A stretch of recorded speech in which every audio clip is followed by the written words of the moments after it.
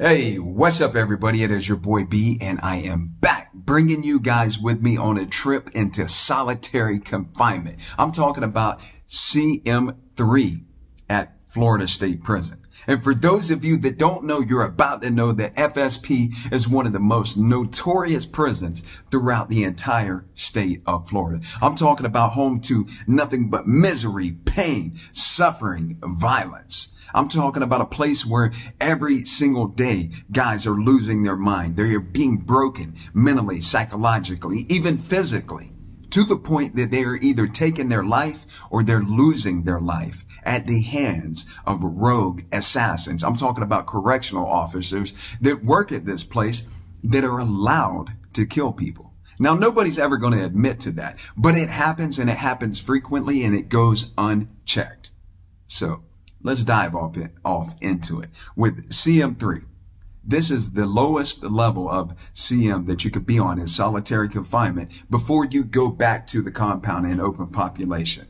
And the way that it works by the rule book is once you make it to CM-3, you got to do 6 months before you go up for a CM review.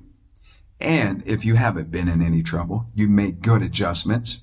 You've gotten no DRs. You haven't had any type of write-ups whatsoever for your room being a wreck, or you being on the door making noise, or just any type of altercations, right? There's no paper trail behind you.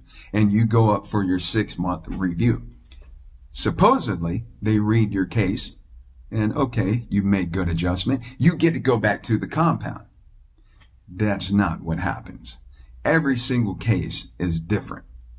For me, because my case was a widely known case where a female correctional officer actually helped me escape from prison, when I went up for my review, they were like, oh, you need a little bit more time. What? What do you mean? I've already been here for 2 years. Well, come back in 6 more months. So I ended up doing a year on CM-3 and never got a single write-up. In fact, my entire time, 2.5 years that I was in CM, I didn't get any write-ups whatsoever. But let's get into the CM-3 part. Let me break it down for you. Get a little bit of water first.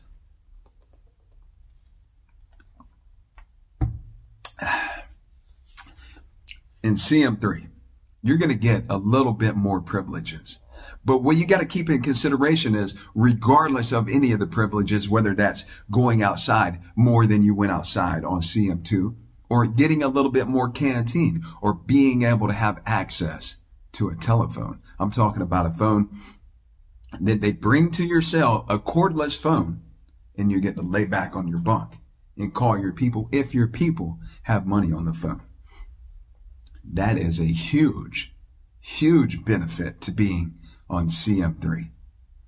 It was like, for me, I had not talked to my people in 2 years. No, it was a year and a half when I first got to CM-3, I think it was. So to be able to call my people and be inside my cell by myself was an extraordinary feeling. I'm just talking about, I felt so ecstatic and so happy to be able to hear my people's voice, to be able to speak to my daughter on the phone. It was unexplainable. To be able to speak to any of my family was just a feeling of immense, immeasurable greatness. So that's one of the benefits, right? And you do end up going out to rec a little bit more. You do get canteen privileges. And something that came along with me is I actually got to come out of my cell. And when I said that earlier that you go up for a 6-month review on CM, when you go up for the review, you're in front of the review board, which is typically like higher ups, white shirts, which are like lieutenants, captains, majors, the warden, you know, the type of people that aren't working on the wing every day, the type of people that barely just make rounds that you don't ever see. So you don't get to have any type of personal relationship with those people on that review board. So for me, when I came up for my case, it was easy for them to say, oh yeah, you need more time. But on CM-3, where I'm dealing with these officers that come by my cell every single day, and when I made it to CM-3, where the wall was not a solid wall, like a block wall where you're like behind the door. It was actually bars. So there was a lot more interaction with the officers that walked by down the catwalk as they're walking down the road. It's a long, straight road. There's more interaction.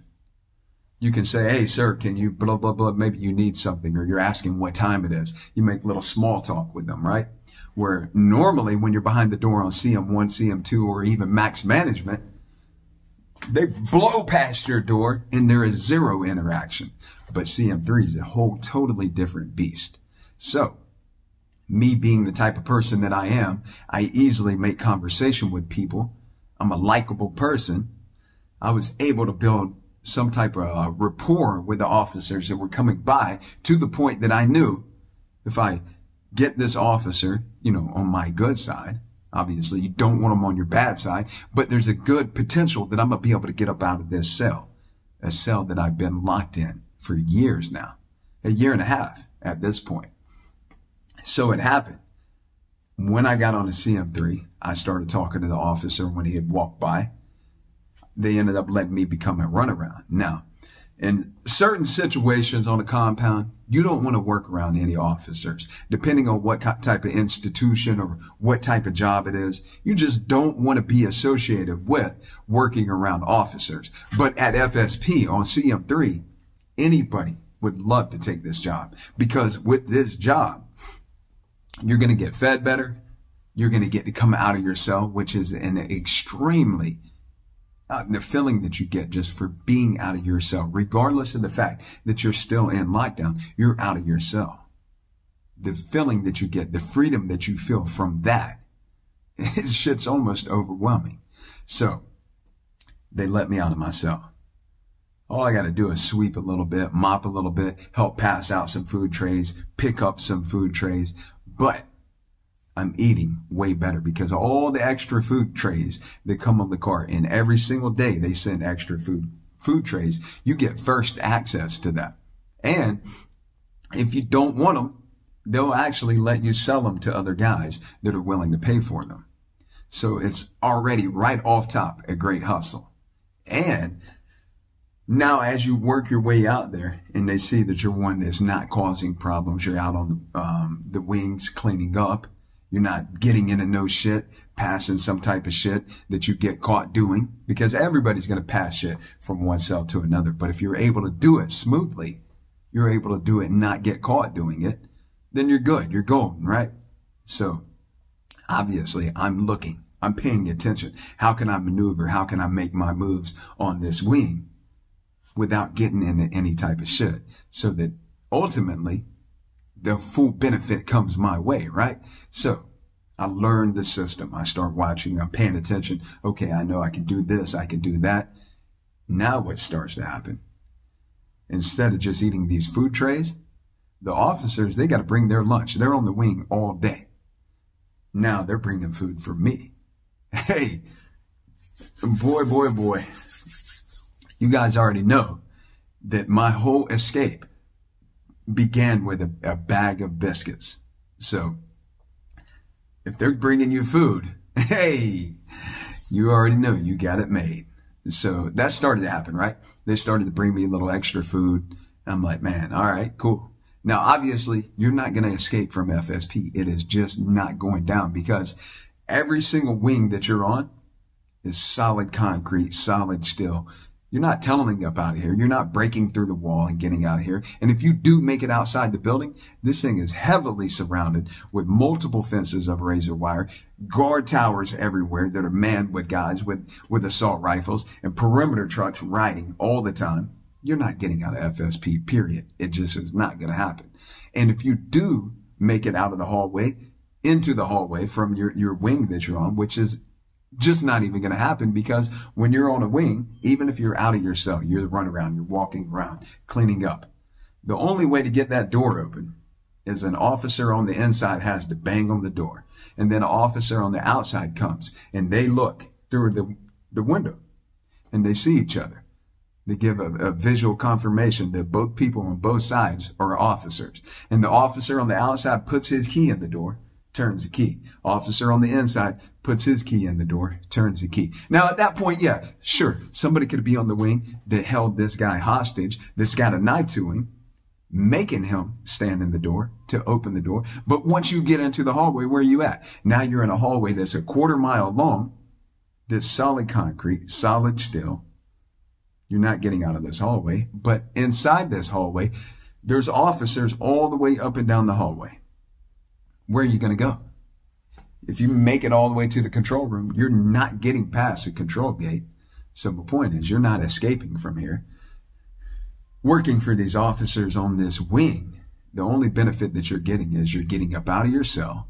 You're going to be able to hustle a little bit. You're going to be able to pass things around to people, but you're feeling this freedom that you've not felt after being locked down for so long. So for me to be able to make it to CM3 and come out of my cell was just like, oh, I just won the freaking lottery. I felt like the richest man in captivity. And let me tell you this, I never ever felt like a prisoner. I never felt like an inmate. I never felt like, I just knew I was captive.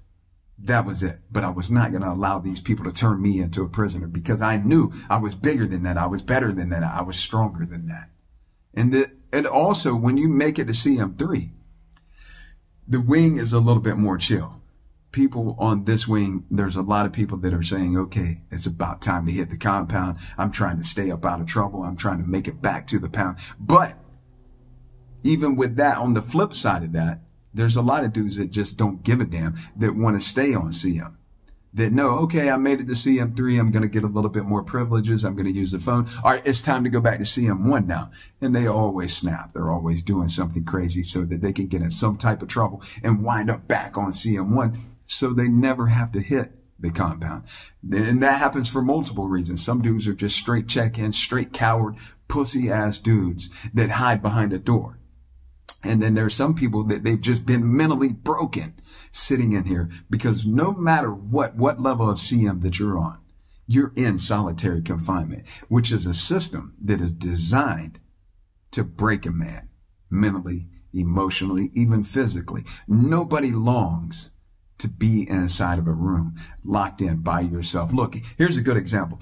Whatever you're doing, stop what you're doing. Go lock yourself in your bathroom, which is probably much nicer than any cell on CM. Lock yourself in there.